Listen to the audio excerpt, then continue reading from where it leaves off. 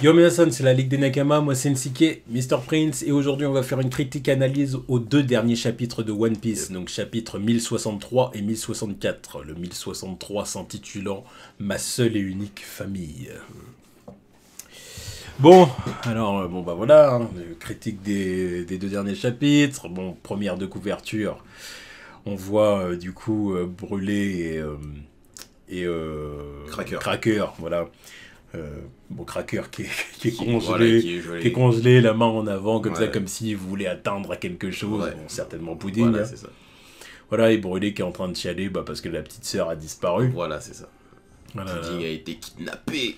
kidnappé, voilà, bon, puis on voit toute la zone qui a été entièrement Voilà, glacée, c'est ça. donc on se demande bien qui est capable de faire un truc pareil. Non, on se demande pas. Le chapitre précédent, on avait déjà vu que tout était glacé. Voilà. Oui, mais là c'est encore pire parce que là on voit un personnage comme Cracker qui avait quand même son niveau en termes défensifs et tout. Oui. Et pourtant il s'est fait avoir comme ça. Ouais. À partir du moment où vous savez qu'Aokiji venait, à partir du moment où on a eu la confirmation que c'était Aokiji qui était venu, Bref, voilà. enfin bon voilà, en tout cas Pudding est capturé. Voilà, la sentence ne pouvait qu'être terrible. Pudding Chuan. Bon donc et après qu'est-ce qui s'est passé là dans le chapitre 1063? Ouais, là on reprend avec on va essayer de boucler ça assez rapidement. Ouais, le groupe de Luffy qui a bien graillé la dernière fois quoi. Tout le monde est rassasié et tout. Bon là ça balance des shots à Jinbei en mode toi aussi t'as bien bouffé, hein, t'as un gros bit. Hein. Il est toujours comme ça. Voilà, j'ai toujours été dodu. C'est ça. Bon, bref, voilà. robot poubelle, recyclable. Bon, voilà, après on voit Luffy changer de tenue, Voilà, donc voilà, ça va nous faire une nouvelle figurine à acheter. Exactement, des nouvelles figurines. Voilà, parce que tout le monde a un nouveau flow. Voilà, c'est ça. Comme à chaque île, quoi. Oui, Ah, c'est sûr que dans One Piece, par contre, les personnages ont le sens de la mode. Ouais, mais ils savent s'habiller. À chaque arc, ils ont une tenue. Non, mais j'aime bien. C'est pas le cas dans tous les mangas. Non, mais parce que justement, Oda, déjà, il est parti avec le parti pris qu'au bout d'un moment, les mecs, il faut qu'ils se cachent. Faut qu'ils se cachent, faut qu'ils essayent de se camoufler. Et donc, ça fait qu'ils ont des nouvelles tenues assez souvent. Quoi. Puis en plus, c'est de l'exploration. Ils vont dans des bas, ils découvrent des nouvelles civilisations. C'est ça, des nouvelles cultures voilà. et tout. Donc, du coup, ils s'intègrent un peu à l'endroit où ils sont, quoi, en quelque sorte. Non, mais c'est bien. Puis bon, merchandising. Voilà aussi. Évidemment. Surtout. Non, mais ça marche encore plus. Enfin, c'est cohérent dans son truc. On ne pourra pas croire qu'il n'y a pas des éditeurs qui lui disent. Oui, bien sûr. Une petite figurine. One Piece, ça va. Voilà. Non, mais là, c'est des figurines faciles. C'est pas juste un changement de couleur. Non, mais c'est bien parce que c'est pas du merchandising pour du merchandising. Ça s'intègre bien à la cohérence de l'histoire et tout. Tu te dis, bah oui, en fait, c'est logique. Changement de couleur de cheveux ou je ne sais quoi. Tu vois. Faut envoyer des shots sans arrêt. Si c'est pas Naruto, c'est Dragon Ball Super. Non, mais Naruto n'a pas mérité de shots pour ce ouais, mais quand c'est My Hero Academia, on y va. Et là, c'est Dragon Ball Super qui doit prendre. Pour une fois, oui. Pour une fois, oui. Voilà. Même si en soi, je suis bien évidemment 100% d'accord. Personne ne me dira le contraire là-dessus. Excusez-moi, bref. Donc oui, tout le monde a son petit flow, Chopper avec son petit casque, sa petite tenue. Non, il est kawaii. Voilà, Bonnet qui est bonne. Et Jinbei qui a frappé un flow à la joueur du grenier, mais tranquille. C'est ça. C'est ça exactement. Ouais, il y a une petite tenue tropicale, là, une petite chemise à fleurs hawaïenne. Bon, c'est encore un flow de tonton. Voilà, c'est ça. Le flow du tonton. Voilà. Bon, puis après, on voit du coup le groupe de Luffy qui repère un Kuma. Voilà, c'est ça. Un Kuma en tenue de policier. C'est ça, exactement. Et il n'a pas fallu beaucoup de temps avant que la bavure n'apparaisse. C'est ça, exactement. Donc bon, t'as Luffy, évidemment, qui instantanément veut se défendre. Voilà, parce que bon, là, l'autre, il allait lui envoyer un rayon un rayon pacifista à la Kizaru, quoi. Exactement. Alors du coup, Luffy, il dit, attends, là, il voulait lui balancer un éléphant de gun dans sa tête. Voilà, parce que... Voilà, réaction de Bonnet qui était tétanisé, qui... Ah, tétanisé. Oui, tétanisé, c'est le mot adéquat. Exactement. Je sais pas où je vais aller avec ça, mais... À freeze. Voilà. Et du coup, au moment où Luffy, du coup, veut l'enchaîner avec l'éléphant de gun, Bonnet intervient, il lui met un kick dans sa tête. Et genre, en gros, ne frappe pas de mon père, je t'en supplie, c'est mon papa, c'est mon père. le frappe pas, enfin bon bref.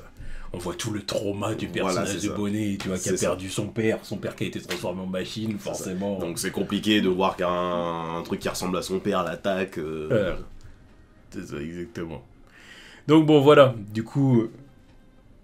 Quoi? Maintenant que j'y pense, c'est pas la seule qui a pas du tout rencontré de pacifista Ok. à Chabondi. Bien sûr. Mais j'avais pas capté avant. On l'a pas vu affronter de pacifista. Mais ça c'est va. vraiment la seule. Oui, c'est la seule. C'est la seule Enfin, des supernovas. Oui, enfin, parce qu'il y a Capone qui avait qui était Ouais, lui parti. il a fui, ouais. Il était parti. Après, Ouais, au on Rouge, dit. il Oui, s'était battu. Bah, tous, ils sont tous battus. Drake, tous. Ouais, il y a que Oro, Il y a qu'elle, parce qu'elle, c'est pareil, elle avait dû partir, tu vois. Ouais. Et elle est partie, mais on connaît les raisons. Voilà, mais maintenant, ouais, on connaît les raisons. Non, c'est justement. Ça se trouve, elle sera tombée sur un pacifista, elle serait jamais partie. Ouais. T'as vu comment elle était tétanisée devant un truc? Elle en aurait vu un, panique, et il serait fait prendre ce jour-là, tu vois. Ouais. Non, mais en plus, le pire, c'est qu'elle était même pas partie de l'île, en plus. Que après, on la voit assister à la mort de Barbe Blanche et Ace à Chabondi en train de regarder les écrans. Là. C'est vraiment donc tu dis. Non, c'est juste que bah, elle s'était cachée, quoi. Elle avait réussi à se cacher. Ouais. Ouais, bon, ok. Donc, encore une fois, un Goda avec ses trucs en tête, quoi. Mais bon, il avait préparé son truc. Non, mais c'est bien, c'est bien.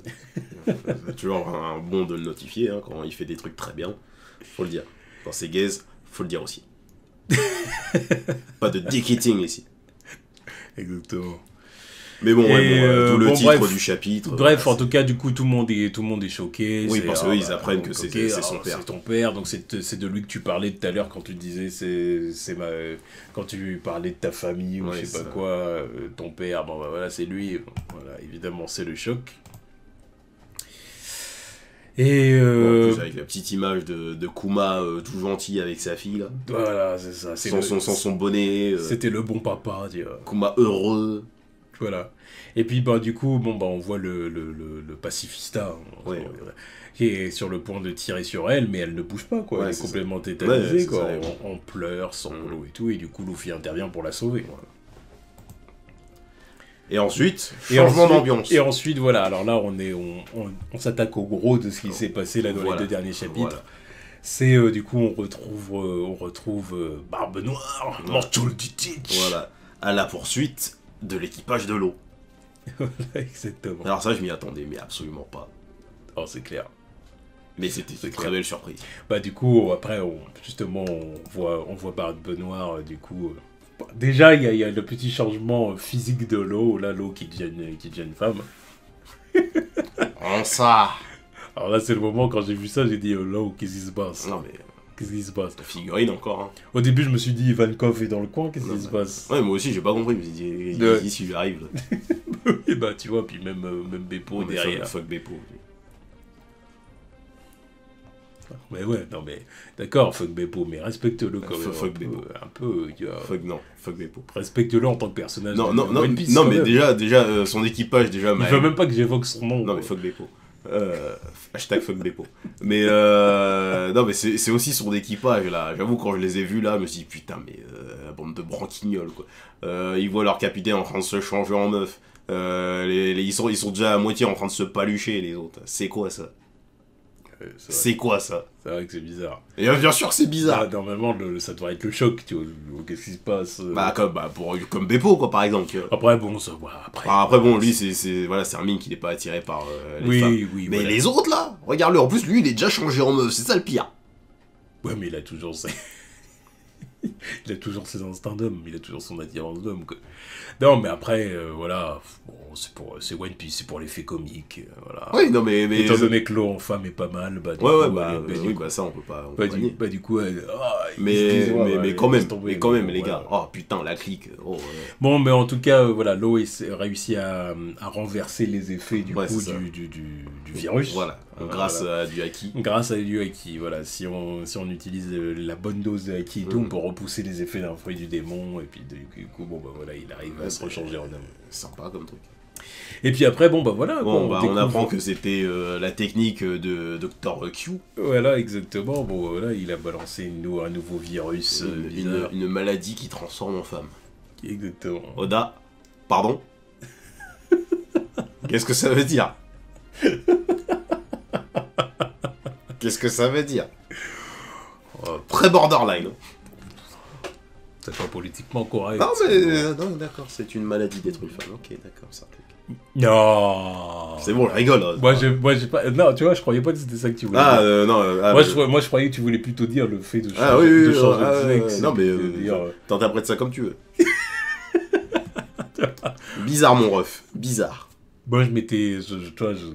Pour utiliser le langage politiquement correct, et puis voilà, j'étais plus sur le délire de la transphobie Oui, voilà. que plus que dans le truc sexiste, tu vois. Mais chelou, comme ça. Donc oui, bon, bah lui, on découvre qu'il est le fruit de la douleur. Bref, voilà, bizarre comme ça. Bref, ouais. Par contre, Von Augur, le mec a réussi à avoir le pouvoir de la téléportation. Fruit de la téléportation. Voilà. Pour un sniper, Ouais, c'est non. cheaté à ce Non mais laisse. Parce que ça veut dire qu'il peut être aux endroits qu'il veut, tu vois, pour sauter. Usopp, tu vas avoir Il va prendre cher. Tu vas avoir du level. Il va mais ça- prendre cher. Mais il va gagner. Oui, mais il va gagner, mais... Mais il va gagner. non, mais ça me fait peur de voir comment il va gagner, parce que son attirail de trou du cul, là. Laisse-le, ça se trouve même qu'il va avoir beaucoup d'attirail grâce au nouvel arc. Ouais. Ah bah j'espère, bah là oui, c'est son arc pour progresser aussi. Hein. Mais justement, son fruit de... Enfin, ses capacités de acquis de l'observation va être mise à rude épreuve avec un mec qui se téléporte. Ah, bien sûr. Donc, gaffe. Bon. Donc oui, lui, il se téléporte et... Et Jesus Burgers. Ressus. Voilà, du coup, fruit de la force brute. Bon, bah, ce qui lui correspond très bien. Ouais, bah, j'ai l'impression qu'il aurait pu faire ça sans avoir besoin du fruit, mais... C'est clair. Ouais, mais bon, après Oda te montre bien la perspective. Oui, pour oui. montrer qu'il soulève un truc. Quand même, Oui, regarde, on voit oui. même pas le sommet. Non, tu mais c'est vois. vrai, c'est vrai. Pour dire, le mec, il est en train de soulever une colline, là, Mhm. tu vois. Donc, bon. Mais ce que je tiens à dire quand même, c'est que ça prouve à quel point l'eau est cheatée. Parce que tout ce que ces mecs font les uns après les autres, c'est exactement ce qu'il est capable de faire tout seul, avec son propre fruit. C'est ça. Soulever une montagne, se téléporter, intervertir les personnalités pour que tu changes de sexe. C'est vrai. Il fait tout seul. Yeah. Ah, c'est vrai. Donc, récupérer son fruit, c'est un putain de cheat code. Enfin, bon, bref, après, on voit du coup Barbe Noire qui est là, et puis... Voilà, qui débarque sur le cheval de Dr. Q, là, qui apparemment a mangé le fruit du Pégase.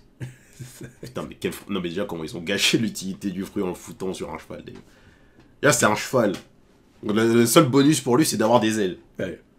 Là, au début, quand j'ai vu le fruit du Pégase, je me suis dit, attends, c'est pas le fruit de l'oiseau, là, dans Asclepia. Mais en fait, non, l'autre, c'était juste un oiseau qui avait... Non, attends, oui, c'était un oiseau qui avait mangé le fruit du cheval, c'est ça. Oui, c'est Donc ça. c'est juste que lui, il se faisait pousser des ailes, quoi. Mm. Enfin, il gardait ses ailes, mais en forme de cheval. Lui, c'est juste un cheval qui a des ailes. Gazes. Gâchis. Le gâchis, putain. Je le prends pour moi. Hein? Le truc avec des ailes, moi, au moins, je vais voler, tu vois. Oui, voilà, c'est ça. Pourquoi le donner au cheval, tu vois? Bah, c'était pour faire le truc du Pégase. Oui. Parce que c'est vrai que comme il décolle jamais son cheval, lui aussi. Oui, non, mais en plus, Voilà. comme le cheval, il est à moitié malade, il arrive même pas à... Je suis sûr qu'il est même pas capable de courir. Mais bon, là, il porte quand même 2 personnes. Non, mais non, mais Dont Barbe Noire. Il est au bout de sa vie. Barbe Noire, déjà, s'il doit pas faire 300 kilos, salaud. Regarde. Regarde, tout le monde est au bout de sa vie. Bref, et en tout cas, Barbe Noire, du coup, il est là, bah, puis il est prêt à en découdre avec l'eau. Là, je crois qu'il en veut bien aux fruits de l'eau, là. Il en veut à son... Non, mais là, il en veut à son fruit et il Et veut au aussi poneglyphe. récupérer les poneglyphes parce qu'il se dit, bon, vous êtes repartis de chez Kaido, vous avez sûrement un poneglyphe avec vous. Et là, Non, bah, il est pas con. voilà. Très malin, très malin. Et mais rien que de revoir le retour de Barbe Noire là, comme ça là, bouger en aussi peu de chapitres, il fait beaucoup de choses en aussi peu de chapitres. Là, ça prouve encore une fois que là, on arrive vraiment à la fin du Mais truc. parce qu'il est ambitieux, Oui, il est ambitieux, il est Et malin. j'aime voir ça, voilà. j'aime voir ça. Parce que lui et Luffy, c'est les mecs qui bougent le plus. Là, il est pas comme Kaido, tu vois. Ah bah c'est Kaido. Ou même Big Mom. Non mais en plus c'est bien parce que ça me rappelle quand... J'ai revu l'épisode... tu sais, où Luffy et Nami, ils étaient enfermés dans la prison de Mandor, là. Et puis qu'elle disait, ouais, si Lola avait épousé un géant, aujourd'hui j'aurais battu le rouge, j'aurais battu Barbe Blanche et Kaido, machin, je serais battu Roger. Voilà, je serais la reine des pirates. Non, elle avait pas dit Roger. Non, elle avait pas dit Roger. Mais, bah non, parce que c'était là. Puis elle disait, je serais la reine des pirates et tout, machin et tout. Puis que Luffy, il lui disait... en gros, parce que pour devenir la reine des pirates, t'avais besoin... t'avais besoin d'une alliance... que t'avais... Ah, c'est... Vas-y, la merde. Ta gueule. Ferme-la. Ta gueule, t'es pas la reine des pirates, c'est tout. Voilà, c'est tout. C'est pas arrivé, c'est parce que t'es gaze. T'es gaze, c'est tout. Et puis ça me rappelle aussi Law quand il avait parlé à Doflamingo, Dendenmushi, là, quand ils étaient à Punk Hazard, où il avait dit... Justement, nous les Supernova on est en train de bouger alors que vous là pendant des années vous avez pas bougé de votre place là, toi qui étais là en train de faire tes bails mais t'as jamais rien fait de plus. Nous, on est la nouvelle génération et on fait tourner les rouages. Bien raison, bien raison. Et puis bah là en plus on est dans un affrontement pirate où ça dit bon bah on va se mettre sur la gueule mais le vainqueur prend tout. Les poneglyphes, les fruits du démon, y'a pas de souci. On se met sur la gueule. Là, non, j'aime trop. J'ai trop aimé ce chapitre là. Barbe Noire contre l'eau, je m'y attendais pas. Enfin, en tout cas, voilà. Du coup, Barbe Noire, il lui dit, voilà, si j'arrive à te battre, tu me donnes tes poneglyphes. Et puis Law qui dit, bah, tu me retires les mots de la bouche. Voilà, parce qu'il dit, évidemment, si c'est moi qui te bats, tu vas me donner, tiens. Voilà, le gagnant prend tout. Allez, qui tout double. Let's go, bitch. Bon, et du coup, chapitre 1064, le laboratoire d'Egghead. Ouais. Donc on voit Aokiji et Van Ogre qui était parti kidnapper Pudding. Voilà, la pauvre Pudding, voilà, les poings liés. Ouais. Donc ce qui prouve que ça s'est passé avant l'attaque sur l'eau déjà. Il y a toujours du flow, c'est Aoki. Ah, Aokiji, mais je voudrais voir la jambe de glace là. Mais oui, mais ça c'est chiant qu'on l'ait vu. On la voit jamais. Là. Bah non, on l'a juste vu dans le film quoi. Parce que c'est au point où on se demande si c'est canon cette merde. Oui, ça l'est sûrement. Enfin, ça l'est, mais bon, il a fallu voir le film pour le voir. C'est un peu chiant. Bah oui. Et puis bon, bah Pudding, j'ai vu des gens dire que le petit truc là près de ses doigts là, c'est la vivre carte de Big Mom. Qui brûle. Confirmant bien son décès.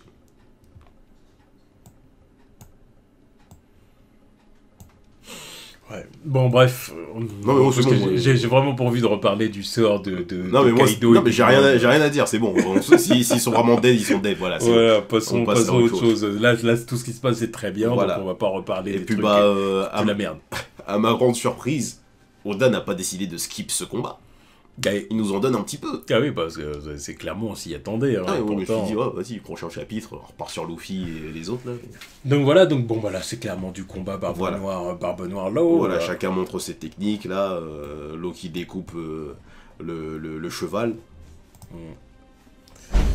Donc voilà, et puis bon bah là on voit l'étendue de la puissance de Law. Ouais. Et c'est le de Barbe Noire aussi. Et on voit l'équipage de Law qui bouge. Il se rend enfin utile. Il aura fallu attendre le chapitre 1064. Bon, et puis Barbe Noire, bon bah, qui a toujours envie d'en découdre, même s'il prend cher quand même. Enfin, même s'il est un petit peu amoché là, il dit non, cette fois, enfin, je ne recule jamais devant l'ennemi. Ça, par contre, c'est un gros mensonge. Oui, c'est un très gros mensonge. Ou alors sinon, c'est un truc qui est nouveau. Ça. Voilà, là, c'est voilà. Enfin, parce que maintenant, comme il est beaucoup plus fort, son équipage. Nouveau, il y a 4-5 chapitres, il fuyait Rayleigh. Hein. C'est vrai. Enfin, il l'a vraiment fui. Enfin, il est parti. Non, c'est genre, il a pas voulu test. Alors, déjà, bah, c'est Rayleigh, quoi. Enfin, non. Je fais gaffe à ce que je dis. Il y en a qui vont dire... c'est Barbe Noire, empereur, avec 2 fruits du démon. Rayleigh était tout seul, il avait déjà battu Boa Hancock. Pourquoi il s'en va? Parce qu'il avait peur de Rayleigh, parce qu'il avait peur de sa... non, c'est juste que sa réputation, non, tout ça. Non, mais il y a aussi le côté malin du mec, c'est parce qu'il avait ce qu'il voulait et puis il avait pas besoin de plus. Il est parti. Parce qu'il avait aussi récupéré Kobe, donc... Ouais, non, il s'est dit pourquoi je vais me faire chier à affronter... Il a eu ce qu'il voulait, finalement. Non, il a pas eu le pouvoir de Hancock, donc... Il s'est dit, bon, on va pas trop en faire non plus. Et pourtant, il aurait battu Rayleigh. Hein, c'est ça, ouais, il y a force chance. Oui. Mais là, il est dans une situation comparable à celle contre Ace, je pense. Genre, là, il me faut tes poneglyphes, donc il va falloir que je t'abatte. Simple. Voilà, ouais, non, puis je dis qu'il a ses chances face à Lowe. Ah oui, C'est ça aussi. Il dit qu'il a ses chances face à Lowe. Il est même favori. Il est même favori du combat. Donc bon, là, il se dit, bon, j'y vais, tu vois. Même si ça va pas être simple, j'y vais, tu vois. Puis bah ouais, il y a la petite remarque sur le fait que tout son équipage à Barbe Noire ont des fruits du démon. Et ouais, l'eau il considère ça comme un point faible, parce que s'il y en a un qui tombe à l'eau, il y a personne qui peut les récupérer, quoi, c'est compliqué. Mais non, Barbe Noire reste serein, parce que c'est pas un point faible. Yeah, c'est pas un point faible. C'est pas un point faible comparé à leur utilité. Quoi. Ouais, c'est ça. Donc je pense qu'il y a encore beaucoup de choses qu'on sait pas sur les fruits du démon. Donc le combat bat son plein. Voilà, bon, puis après on voit Pudding. Voilà. On voit la fameuse Pudding. Dans les cajots du bateau. Qui est vraiment très... qui paraît très apaisée maintenant. Voilà, elle assume son œil et tout ça. Ça y est, elle a trouvé quelqu'un qui l'a complimenté là-dessus. Alors ça y est, maintenant... Oui, en plus. Mais de toute façon, ils sont au courant qu'elle a un troisième œil, donc ça sert à rien de le cacher. Ils ont dû même lui enlever la mèche aussi. Hein. Donc bon, voilà. Bon, après, on voit du coup Pudding parler de sa mère. Si Mama était toujours en vie, tu ne pourrais pas dire une chose pareille. Ah bon, bref, elle essaye quand même de sauver encore un peu l'honneur de la famille. Oui, mais bon, et pendant que les autres sont en train de lui dire, ouais, mais bon, le mec que notre capitaine est en train d'affronter, c'est celui qui a tué ta mère, donc... Ah. Ouais, mais bon, voilà, chacun essaie de défendre un peu sa famille. Ouais, mais bon, elle le dit bien, si les légendes se maintiennent éternellement, l'herbe ne peut pas aller de l'avant. Elle a bien raison. Elle a bien raison. C'est ça. Bon, puis après, on voit Akainu, Sakazuki. En direct du QG, toujours bien informé. Voilà, donc il apprend que du coup... Déjà, ça s'appelle l'île des vainqueurs. Ça, faut le retenir. Ouais. Parce que généralement, quand on te donne le nom d'une île comme ça pour un combat, en plus un tel nom, c'est que ça sent le truc qui va rester dans les annales. Là. Ouais, c'est ça. La défaite de l'eau sur l'île des vainqueurs, ça sonne bien. Certainement. Il faudrait pas que l'eau finisse trop mal. Hein. On veut pas qu'il finisse mal ici, quand même. Non, je l'apprécie fortement. Bon, puis du coup, Akainu, il a le seum parce qu'il dit, putain, ça me casse les couilles d'être amiral en chef, je peux pas aller sur le terrain. Parce que bon, quand il entend que deux pirates de cette envergure sont en train de s'affronter, il se dit, si je pouvais aller sur le terrain, j'y vais, puis je mets un stop à tout ça. Ça. Mais il peut pas parce qu'il est amiral en chef et que du coup, son rôle, c'est plus de donner des directives à distance que d'être sur le terrain. Et voilà. Le truc qui est intéressant aussi, c'est que là, je tiens à rappeler que la marine n'est toujours pas au courant que l'eau est indie. Donc là, il y a encore un autre combat de mecs qui ont la lettre D dans leur nom. Ils savent pas à quel point ce moment est historique. Ça se bat en plus pour des poneglyphes. Ils sont pas au courant non plus. Je crois que s'ils savaient tout ça avec Akainu, ils diraient fuck, j'y vais. Non mais là, c'est là qu'il faut envoyer, j'allais dire Lucci, le CP0. Même si là il serait monté en l'air. Mais c'est là qu'il faut les envoyer, je veux dire. CP0. Lucci. Mais il l'envoie bien pour tuer Vegapunk. Lucci, il va se transformer en léopard. Voilà. Ouh là là. Il va dire, ouais, je suis un léopard, j'ai du haki. Vais où boxer les mecs. L'autre qui vient juste de voir, qui vient juste de se taper un dragon pendant je sais pas combien de jours là. Ouais. Cool bro. Allez, room, Shambles. T'es dans le corps de Kaku, qu'est-ce que tu veux. Corps de Kaku. Ils vont échanger leur tête. Ouais, c'est ça. Bon bref, puis après on retrouve le groupe de Luffy, dernière partie du chapitre. Donc voilà, le Kuma s'est calmé. Voilà, parce qu'en fait elle a changé l'apparence de tout le monde. Voilà, c'est ça. Donc Luffy s'est retrouvé vieux, Chopper aussi. Voilà. Et Jinbe est devenu enfant. Il est devenu enfant, ouais. Et un peu mignon quand même dans sa tenue de chef otaku, non, de joueur du grenier en version mini. Ouais.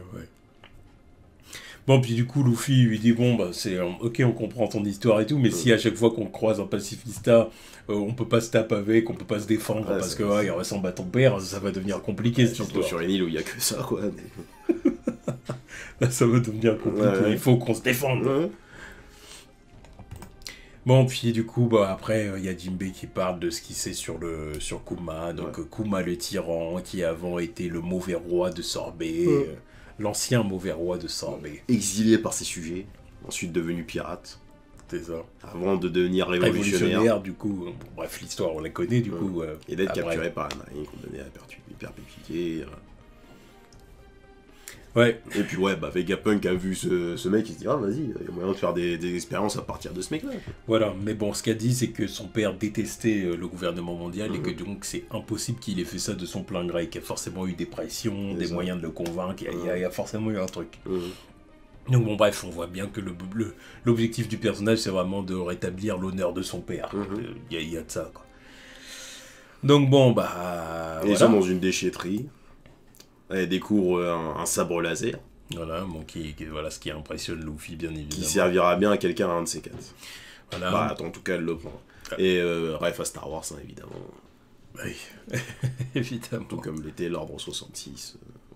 Par le Germas 66, délire des clones, tout ça, t'as vu. Je sens qu'il va y avoir d'autres refs là, dans l'arc, là, ça va être quelque chose. Sûrement. Bon, puis du coup, après, bon, bah... tout le monde retrouve son âge, hein. Bon, elle retrouve du coup ses formes généreuses. Oda dessine la main dans le calbar, comme d'hab. Boing. Et puis, bon, bah, on retourne du coup, bah, c'est ça la dernière partie du chapitre. On retrouve du coup l'autre Vegapunk, je sais plus comment il s'appelle celui-là. Ouais.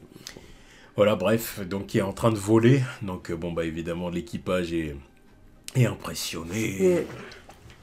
Évidemment, ça va donner des idées à Franky. C'est obligé.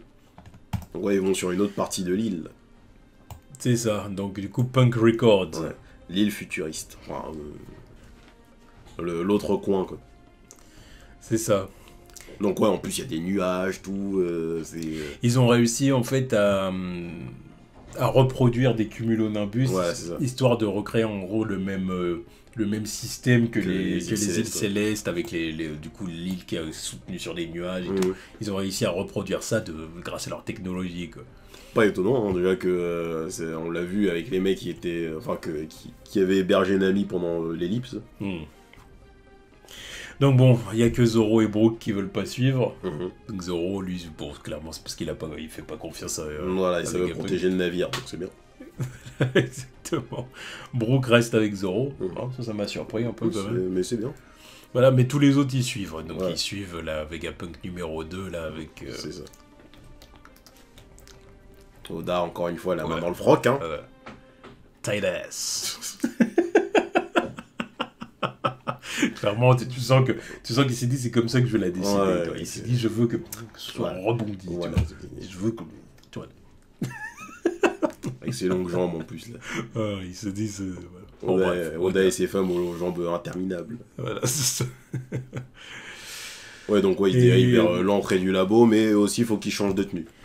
Vogue, il change de tenue, donc tout le monde a sa tenue, donc bon, bah voilà, encore des nouvelles figurines, hein, Robin, Nami, Usopp, Franky et Sanji, voilà, des nouvelles figurines à acheter. Robin et Nami qui sont, encore une fois, incroyables. Voilà. Donc la technologie, Vegapunk, les vêtements du futur, ça te fait complètement skip les pantalons quand t'es une femme, en fait. Il me semble.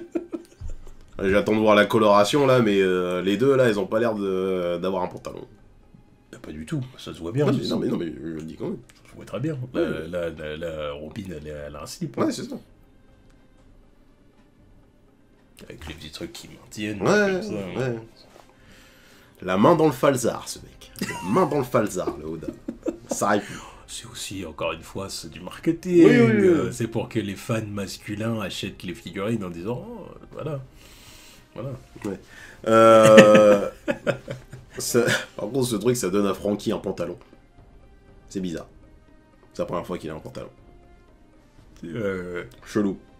Sanji lui dit t'es bizarre quoi que tu portes. Oui, bah de toute façon. Bon, puis il est flatté. C'est pas faux. Arrête, je vais rouiller. Ouais, je te jure. Ouais, puis Sanji, qui a exactement le même flow que Jinbei en fait. Ouais, plus ou moins, ouais. Gaze. Sur Jinbei, je veux bien le style joueur du grenier là, mais sur Sanji. Moi, je trouve que ça va, je te l'ai dit tout à l'heure, moi je trouve que ça va. Sur Jinbei d'accord, mais sur Sanji... Non, puis ça change un peu, parce que le dire c'est que comme Sanji il est constamment en costard, ouais, ça change un peu aussi, ouais, tu vois. Un look inspiré, ça aurait été mieux. Il a un look un peu plus décontracté, tu vois. Ouais, non, mais après j'aime bien les tenues décontractées qu'il a dans certains arcs aussi. Mais là, vu que c'est un copier-coller de la tenue de Jinbei, je suis pas plus fan, tu vois. Bon, puis du coup, après on a une petite révélation, ouais. On va dire. Petite révélation. Donc... On a un coup de fil entre Vegapunk et quelqu'un. Exactement. Et puis, du coup, il dit « Je vais bientôt mourir. Je vais bientôt mourir, dit Vegapunk. Enfin, le Vegapunk, en tout cas celui-là. Ouais, le numéro 1. Voilà. Et puis, du coup, il dit « Je voulais te parler. Dragon. » Alors, du coup, quel est le lien entre Dragon et Vegapunk? Comment se connaissent-ils? Quel est le passif? À quel moment Dragon va enfin ramener sa tête devant Luffy? Pour avoir enfin une grosse discussion. Parce qu'en plus, on a en plus dans cet arc Bonnet qui sait ce qui s'est passé avec Sabo pendant la rêverie. Et qui ne l'a pas dit parce que... Voilà, plot. Et garde l'info pour plus tard. Mais ouais, non, c'est vrai que là, comme ça, je me demande c'est quoi leur relation entre les deux. Moi, je reste persuadé que Dragon, il le connaît du fait qu'il ait travaillé dans la marine. Déjà Ça, c'est ta grosse théorie. Ouais, pour moi, c'est ma théorie. Non, mais franchement, théorie qui tiendrait. Et Vegapunk est un peu un révolutionnaire aussi. Le fait qu'il ait aidé Kuma à sauver les Mugiwara, tout ça. Ouais. Mais en plus, raison de plus, puisque c'est pour son pote Dragon. Ouais, non, mais ça se tient. Ça se tient.